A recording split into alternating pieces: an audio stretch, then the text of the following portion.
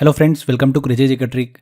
दोस्तों, weekly current affair की हमारी सीरीज़ को आगे बढ़ाते हुए आज के देखिए इस वीडियो में हम डिस्कस करने वाले हैं 1 जनवरी से लेकर 6 जनवरी तक के सभी इंपॉर्टेंट करंट अफेयर को।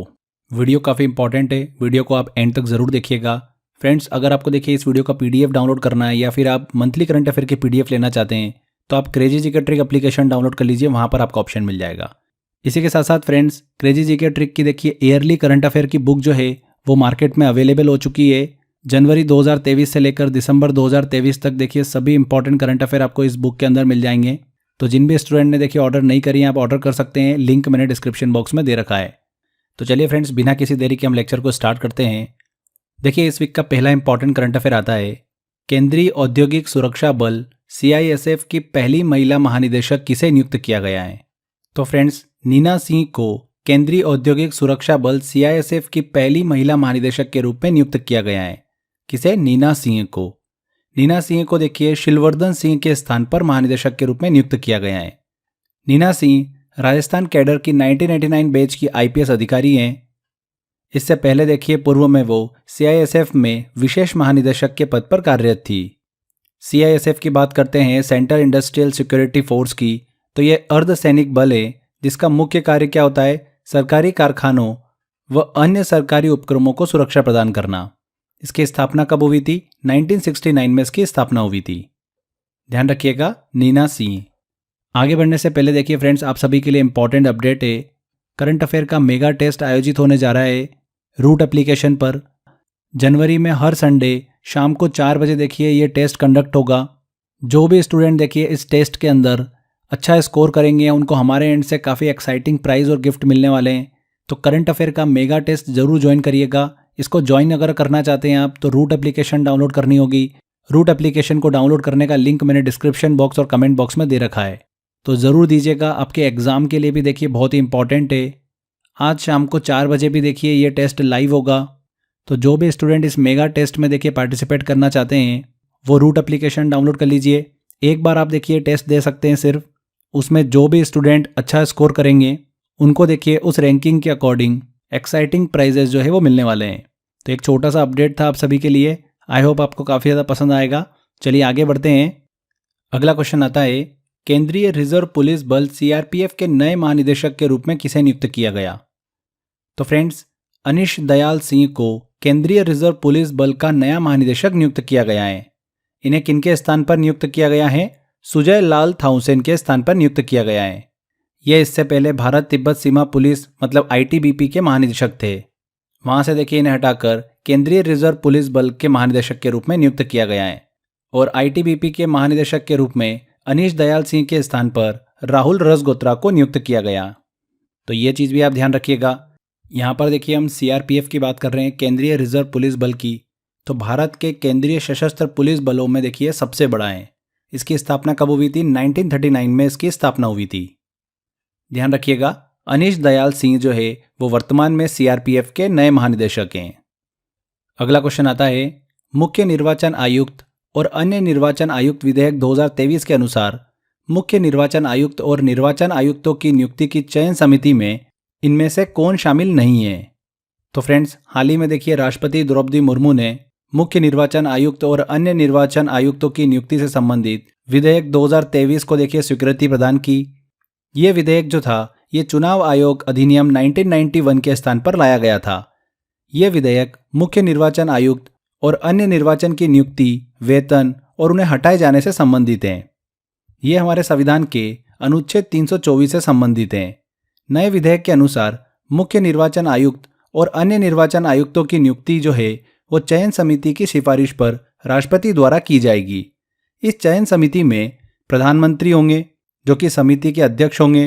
प्रधानमंत्री द्वारा नामित एक केंद्रीय कैबिनेट मंत्री होगा और इसके अलावा एक होगा लोकसभा में विपक्ष का नेता या फिर सबसे बड़े विपक्षी दल का नेता। तो इस तरीके से समिति के अंदर 3 सदस्य होंगे। इससे पहले देखिए सुप्रीम कोर्ट के आदेश के अनुसार इस समिति के अंदर प्रधानमंत्री द्वारा नामित एक केंद्रीय कैबिनेट मंत्री की जगह पर चीफ जस्टिस ऑफ इंडिया को रखा गया था। इस विधेयक के द्वारा चीफ जस्टिस ऑफ इंडिया को देखिए हटाकर वहां पर प्रधानमंत्री द्वारा नामित एक केंद्रीय कैबिनेट मंत्री को शामिल किया गया है। तो ध्यान रखिएगा फ्रेंड्स, काफ़ी इंपॉर्टेंट क्वेश्चन है। यहाँ पर देखिए ये पूछा जा रहा है कि नियुक्ति की चयन समिति में इनमें से कौन शामिल नहीं है। तो यहाँ पर देखिए लोकसभा के सभापति जो है इस समिति में शामिल नहीं है। प्रधानमंत्री शामिल है, प्रधानमंत्री द्वारा नामित एक केंद्रीय कैबिनेट मंत्री शामिल है और लोकसभा में प्रतिपक्ष नेता या फिर सबसे बड़े दल का नेता। तो बी सी डी ये तीनों पॉइंट बिल्कुल सही है, ए वाला जो है ये गलत है। ए आंसर यहाँ पर सही होगा। अगला क्वेश्चन आता है, वैश्विक स्तर पर इस्पात उत्पादन में भारत कौन से स्थान पर है। तो फ्रेंड्स हाल ही में देखिए भारत के इस्पात उत्पादन क्षेत्र में उल्लेखनीय वृद्धि जो है वो देखी गई है। भारत इस्पात उत्पादन के मामले में अब दूसरे स्थान पर आ गया है। वर्तमान में भारत का घरेलू तैयार इस्पात का उत्पादन 89.7 मिलियन टन है। अगर हम वर्तमान में बात करें कि इस्पात का सबसे बड़ा उत्पादक देश कौन सा है तो वो चीन है, जिसका विश्व के इस्पात उत्पादन में लगभग 60% का हिस्सा है। यहाँ पर देखिए बी आंसर बिल्कुल सही होगा। भारत का स्थान कौन सा है, दूसरा है। अगला क्वेश्चन आता है, काफ़ी इंपॉर्टेंट क्वेश्चन है। इसरो द्वारा वर्ष 2024 का पहला मिशन कौन सा लॉन्च किया गया। तो फ्रेंड्स इसरो ने 1 जनवरी 2024 को अपना पहला मिशन एक्सपोसैट को लॉन्च किया है। एक्सपोसैट का देखिए यहाँ पर फुल फॉर्म क्या है, एक्सरे पोलरीमीटर सैटेलाइट।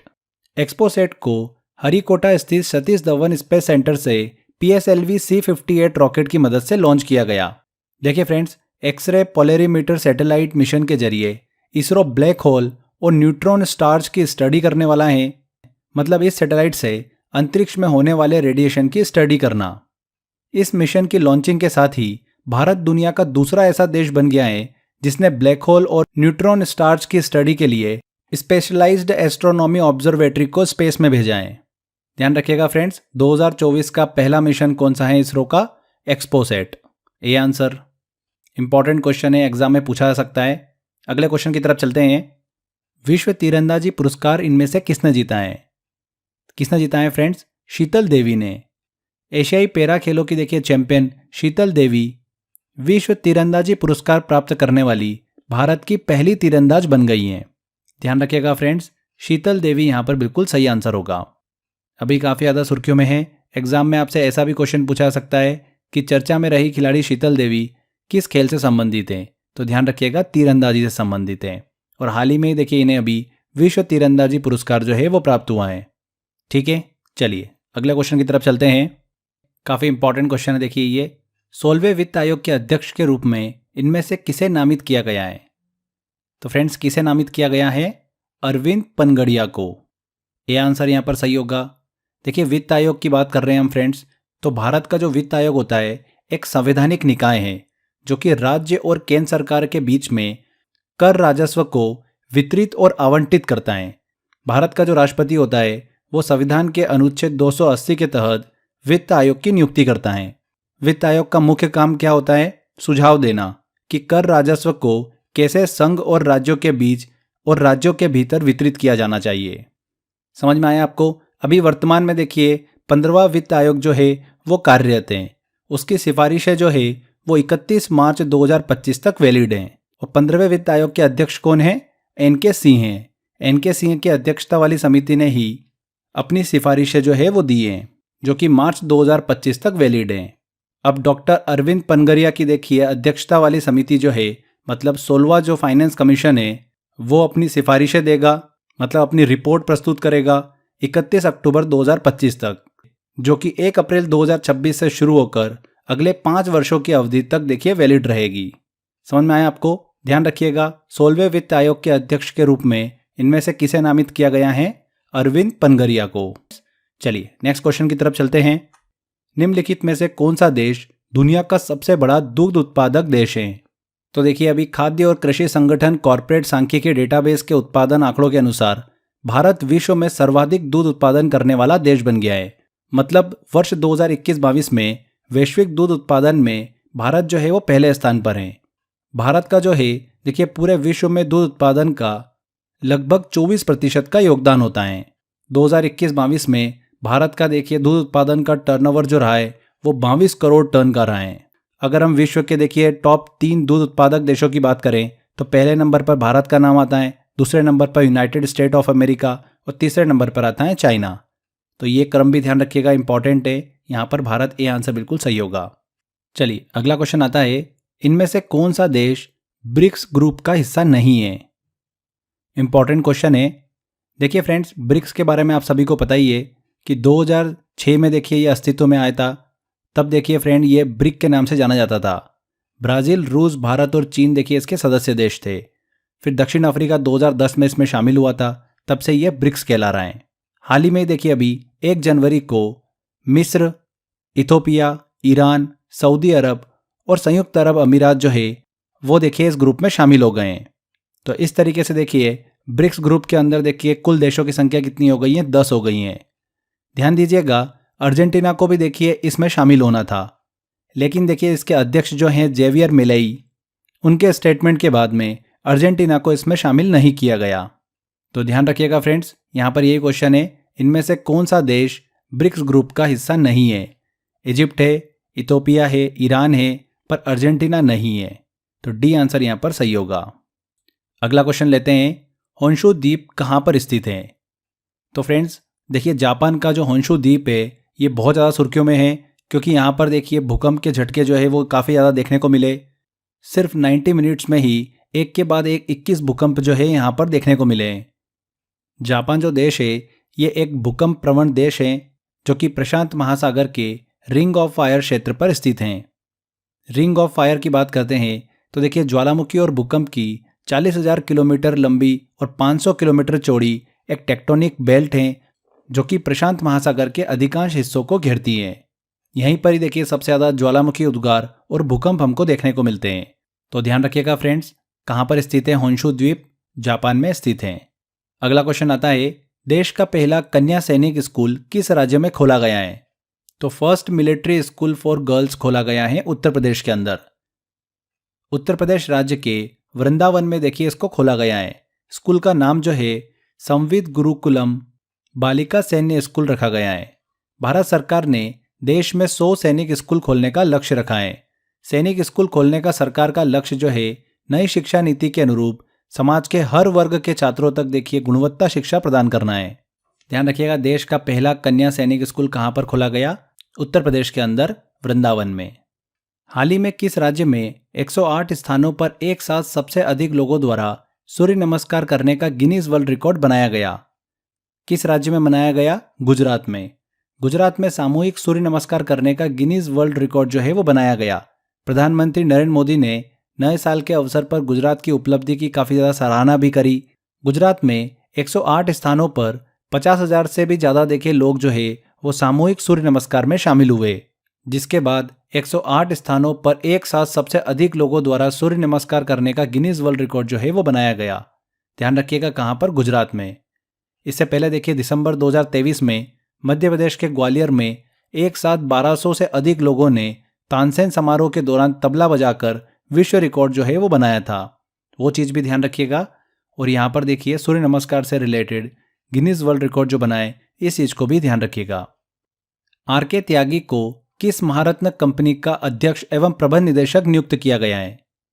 तो आर.के. त्यागी को देखिए Maharatna company Power Grid Corporation of India Limited के अध्यक्ष और प्रबंध निदेशक के रूप में नियुक्त किया गया है। इन्होंने किनका स्थान लिया है? श्री के श्रीकांत का देखिए इन्होंने स्थान लिया है। Power Grid Corporation of India limited की बात करते हैं तो एक महारत्न कंपनी है जिसकी स्थापना 1989 में हुई थी। ध्यान रखिएगा, आर.के. त्यागी को किस महारत्न कंपनी का अध्यक्ष और प्रबंध निदेशक नियुक्त किया गया? पावर ग्रिड का। नेक्स्ट क्वेश्चन आता है, पद्म पुरस्कार से सम्मानित वेद प्रकाश नंदा का निधन हो गया। इन्हें किस वर्ष पद्म भूषण से सम्मानित किया गया था? तो भारतीय अमेरिकी शिक्षाविद वेद प्रकाश नंदा का निधन हो गया। इन्होंने कानूनी शिक्षा के क्षेत्र में देखिए अहम योगदान दिया था। वेद प्रकाश नंदा को साहित्य और शिक्षा के क्षेत्र में उनके योगदान के लिए वर्ष 2018 में पद्म भूषण से सम्मानित किया गया था। ध्यान रखिएगा, हाल ही में 2 जनवरी को वेद प्रकाश नंदा का निधन हो गया। कब दिया गया था इन्हें पद्म भूषण? 2018 में। D answer. गृह मंत्रालय द्वारा जारी किए गए आंकड़ों के अनुसार सबसे अधिक साइबर क्राइम के मामले में कौन सा राज्य पहले स्थान पर है? तो गृह मंत्रालय ने national cyber crime reporting portal, data portal और एनसीआरबी के माध्यम से एक रिपोर्ट तैयार की है, जिसके अनुसार तेलंगाना राज्य जो है वो देश में साइबर क्राइम के मामले में देखिए पहले स्थान पर है। तेलंगाना राज्य में बैंकिंग फ्रॉड से रिलेटेड लगभग 3,000 के आसपास, ओटीपी फ्रॉड से रिलेटेड लगभग 2000 के आसपास और साइबर ब्लैकमेलिंग के कई मामले जो है वो दर्ज किए गए। इस रिपोर्ट के अनुसार तेलंगाना के बाद महाराष्ट्र, बिहार और उत्तर प्रदेश को साइबर क्राइम के मामले में रखा गया है। ध्यान रखिएगा फ्रेंड्स, साइबर अपराध जो है एक ऐसा अपराध होता है जो कि कंप्यूटर और नेटवर्क के माध्यम से किया जाता है। हाल ही में गृह मंत्रालय द्वारा जारी किए गए आंकड़ों के अनुसार सबसे अधिक साइबर क्राइम के मामले तेलंगाना राज्य में देखने को मिले। D answer. साल्टन सागर में लिथियम भंडार मिला। साल्टन सागर कहाँ पर स्थित है? तो फ्रेंड्स कहाँ पर स्थित है? देखिए ये उत्तर अमेरिका में स्थित है। अमेरिकी ऊर्जा विभाग ने उत्तर अमेरिका के कैलिफोर्निया में स्थित साल्टन सागर के नीचे दुनिया के सबसे बड़े लिथियम भंडार होने की खोज की है। फरवरी 2023 में देखिए भारत में जम्मू कश्मीर के सलाल हेमाना क्षेत्र में लिथियम के भंडार जो है वो खोजे गए थे। लिथियम की बात कर रहे हैं हम, तो एक रासायनिक तत्व है, एक केमिकल एलिमेंट है जिसका प्रतीक क्या होता है? Li होता है और परमाणु संख्या होती है इसकी 3। ये एक नरम और चांदी के समान देखिए चमकीली सफ़ेद धातु होती है। लिथियम का उपयोग मोबाइल फ़ोन, लैपटॉप, डिजिटल कैमरे, इलेक्ट्रिक वाहनों के लिए रिचार्जेबल बैटरी, इन सब में इसका उपयोग किया जाता है। तो फ्यूचर गोल्ड के नाम से देखिए जानी जाती है लिथियम। हाल ही में उत्तर अमेरिका के साल्टन सागर में लिथियम का भंडार जो है वो खोजा गया है। उत्तर अमेरिका, ए आंसर। अगला क्वेश्चन आता है, MS स्वामीनाथन पुरस्कार 2024 किसे प्रदान किया गया है? तो फ्रेंड्स हाल ही में देखिए चौधरी चरण सिंह हरियाणा कृषि विश्वविद्यालय के जो कुलपति हैं BR कंबोज, उनको MS स्वामीनाथन पुरस्कार 2024 जो है वो प्रदान किया गया है। प्रोफेसर BR कंबोज को यह पुरस्कार जो है शिक्षा, अनुसंधान, प्रौद्योगिकी विकास और कृषि विज्ञान में देखिए उनके योगदान के लिए दिया गया है। ध्यान रखिएगा, प्रोफेसर BR कंबोज को। MS स्वामीनाथन पुरस्कार की बात करें तो इसकी स्थापना 2004 में हुई थी। ये पुरस्कार उन व्यक्तियों को प्रदान किया जाता है जिसने भारत में खाद्य सुरक्षा और कृषि के क्षेत्र में अपना महत्वपूर्ण योगदान दिया हो। MS स्वामीनाथन आप सभी को पता ही है कि भारत के प्रसिद्ध कृषि वैज्ञानिक थे। ध्यान रखिएगा 2023 सितंबर में इनका निधन हो गया था। यहाँ पर ए आंसर बिल्कुल सही होगा, professor BR Kamboj. Next question लेते हैं, चर्चा में रहा कैमेलियन ट्रोजन क्या है? तो फ्रेंड्स हाल ही में देखिए सुरक्षा शोधकर्ताओं द्वारा कैमेलियन ट्रोजन मेलवेयर का एक नया संस्करण जो है वो खोजा गया है। कैमेलियन ट्रोजन क्या है? एक मेलवेयर है जो कि किसी भी फ़ोन के बायोमेट्रिक ऑथेंटिकेशन मेथड को डिसेबल कर पिन चुरा लेता है। ये अनऑथराइज एक्सेस प्राप्त करने के लिए एक्सेसिबिलिटी देखिए सर्विसेज का उपयोग करता है। मेलवेयर जो है जनरली देखिए कंप्यूटर सॉफ्टवेयर को ही कहा जाता है, जो कि मैलिशियस सॉफ्टवेयर का एक छोटा सा देखिए रूप है। इस मेलवेयर का उपयोग जो है कंप्यूटर पर किसी की पहचान चोरी करना या फिर गोपनीयता जानकारी में सेंध लगाना, ये सब काम जो है वो किया जाता है। मेलवेयर के अंतर्गत देखिए जैसे वायरस, स्पाईवेयर, एडवेयर, ट्रोजन, ये सब शामिल होते हैं। ध्यान रखिएगा फ्रेंड्स, कैमेलियन ट्रोजन जो है ये हाल ही के दिनों में चर्चा में रहा क्या है? एक मेलवेयर है। नेक्स्ट क्वेश्चन आता है, हाल ही में किस राज्य सरकार द्वारा हट्टी समुदाय को अनुसूचित जनजाति ST का दर्जा दिया गया है? तो हिमाचल प्रदेश राज्य सरकार ने सिरमौर जिले के ट्रांसगिरी क्षेत्र के हट्टी समुदाय को अनुसूचित जनजाति ST का दर्जा जो है वो प्रदान किया है। हट्टी समुदाय को देखिए हट्टी नाम की बात करें कि कहाँ से मिला, तो हाट नामक देखिए छोटे जो बाजार होते हैं जहाँ पर घरेलू सब्जियाँ, फसल, मांस, ऊन, इन सब को बेचने का काम किया जाता है। इस बेचने की परंपरा से ही देखिए उनको ये नाम मिला है। ये समुदाय के लोग जो है आमतौर पर समारोह के दौरान एक विशिष्ट सफ़ेद टोपी पहनते हैं। ध्यान रखिएगा, हाल ही में किस राज्य सरकार द्वारा हट्टी समुदाय को अनुसूचित जनजाति का दर्जा दिया गया है? Himachal Pradesh, B answer. रानी दुर्गावती श्री अन्न प्रोत्साहन योजना किस राज्य सरकार द्वारा शुरू की गई? तो मध्य प्रदेश राज्य सरकार द्वारा देखिए रानी दुर्गावती श्री अन्न प्रोत्साहन योजना जो है वो शुरू करी है। इसका उद्देश्य क्या है? मोटा अनाज के उत्पादन को बढ़ावा देना, जैसे कि रागी, ज्वार, बाजरा, इन सब का उत्पादन करने वाले किसानों को प्रति किलो 10 रुपये की प्रोत्साहन राशि जो है वो दी जाएगी। संयुक्त राष्ट्र द्वारा वर्ष 2023 को अंतर्राष्ट्रीय मिलेट वर्ष भी घोषित किया गया था। मोटे अनाज की हम बात कर रहे हैं तो इन मोटे अनाजों में पोषक तत्वों का देखिए भंडार होता है। ध्यान रखिएगा फ्रेंड्स, रानी दुर्गावती श्री अन्न प्रोत्साहन योजना किस राज्य सरकार द्वारा शुरू की गई? मध्य प्रदेश सरकार द्वारा। अगला क्वेश्चन लेते हैं, चर्चित चिन्नार वन्य जीव अभ्यारण्य किस राज्य में स्थित हैं? तो देखिए किस राज्य में स्थित हैं? केरला में स्थित हैं। हाल ही में केरल के चिन्नार वन्य जीव अभ्यारण्य में यूरेशियन ऊदबिलाव को देखा गया। यूरेशियन ऊदबिलाव की बात करें तो ये एक प्रजाति हैं जो कि यूरेशिया में व्यापक रूप से फैली हुई हैं। ये पहली बार हुआ जब केरल में यूरेशियन ऊदबिलाव को देखा गया है। इसीलिए देखिए बहुत ज़्यादा सुर्खियों में रहा चिन्नार वन्यजीव अभयारण्य कहाँ पर स्थित है, केरल में स्थित है। अगला क्वेश्चन आता है, किस राज्य के आदि केकिर अदरक को जीआई टैग प्रदान किया गया है? तो अरुणाचल प्रदेश के देखिए अदरक को, जिसे स्थानीय रूप से आदि केकिर के नाम से जाना जाता है, हाल ही में जीआई टैग प्रदान किया गया है। आदि केकिर अदरक की एक देखिए किस्म है जो अरुणाचल प्रदेश के पूर्वी सियांग और ऊपरी सियांग जिलों में पैदा होती हैं। ये देखिए अपने स्वाद और आकार के लिए बहुत ज़्यादा सुर्खियों में रहता है।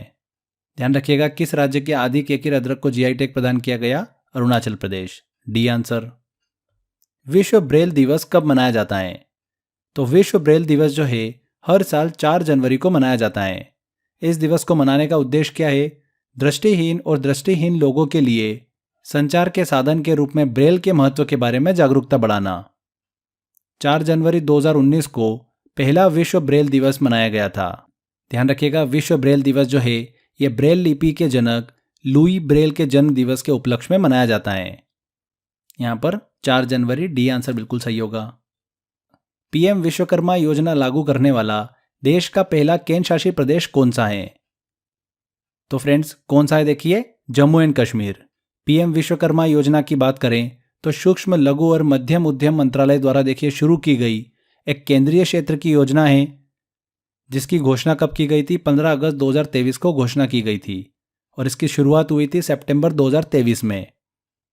प्रधानमंत्री विश्वकर्मा योजना के अंतर्गत 18 तरीके के कारीगरों और शिल्पकारों को इस योजना के लाभ के लिए चुना गया है। इस योजना का उद्देश्य क्या है? पारंपरिक कारीगरों और शिल्पकारों को उनके उत्पादों मतलब प्रोडक्ट्स और सर्विसेज को बढ़ाने के लिए सहायता प्रदान करना है। ध्यान रखिएगा, देश का पहला केंद्र शासित प्रदेश कौन सा है? पीएम विश्वकर्मा योजना लागू करने वाला जम्मू एंड कश्मीर। तो फ्रेंड्स यहाँ पर देखिए हमारे 1 जनवरी से लेकर 6 जनवरी तक के सभी इंपॉर्टेंट करंट अफेयर कंप्लीट होते हैं। आई होप आपने वीडियो को ध्यान से देखा होगा। अगर आपको वीडियो अच्छा लगा है तो वीडियो को लाइक कर दीजिए। फ्रेंड्स अगर आपको देखिए मंथली करंट अफेयर का पीडीएफ डाउनलोड करना है तो आप crazy GK trick application download कर लीजिए, वहाँ पर आपको ऑप्शन मिल जाएगा। इसके अलावा देखिए जनवरी 2024 में हर संडे मेगा टेस्ट सीरीज़ देखिए कंडक्ट होने वाली है। करंट अफेयर की मेगा टेस्ट सीरीज़ हर संडे आपको 4 बजे रूट एप्लीकेशन पर देखिए मेगा टेस्ट मिलेगा। अगर आप देखिए वहाँ पर अच्छा स्कोर करते हैं तो आपके लिए काफ़ी एक्साइटिंग गिफ्ट हमने प्लान करें, तो पार्टिसिपेट जरूर करिएगा। डाउनलोड कर लीजिए रूट एप्लीकेशन, लिंक मैंने डिस्क्रिप्शन बॉक्स में दे रखा है। तो फ्रेंड्स आज के बाद इस वीडियो में इतना ही था। मिलते हैं नेक्स्ट वीडियो में। Till then bye bye.